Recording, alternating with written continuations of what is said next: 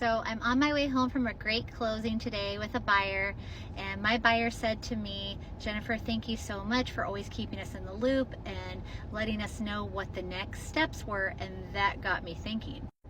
Actually, just 2 days ago, I heard a stat that said only 7% of home buyers felt like the buying process was straightforward. So if we do the math, that means 93% of buyers out there don't think the process is straightforward. And why do you think that is?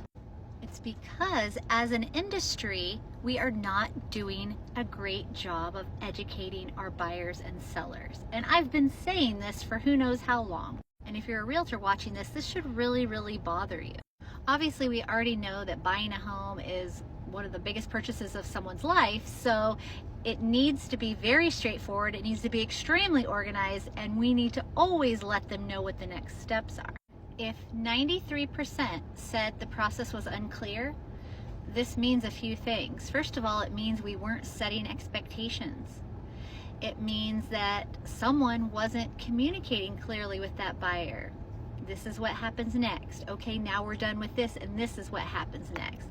There isn't any home buyer out there that should be surprised by the next step in the process. For example, we need to set expectations and let the buyer know what the process looks like before submitting an offer.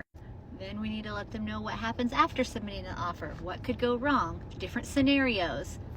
If I've learned one thing from real estate, buying a house is emotional, it's stressful, it's a time of uncertainty, really.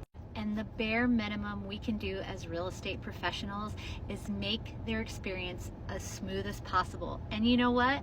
The good news is we can. I think as realtors, we need to be very, very passionate about educating our clients. Again, I keep saying this, but educating them, letting them know the next steps ahead of time so there are no surprises. So here's a question I have for all of you who have purchased a home. Did you feel like the process was straightforward, or did you feel like it was chaotic? I really want to know.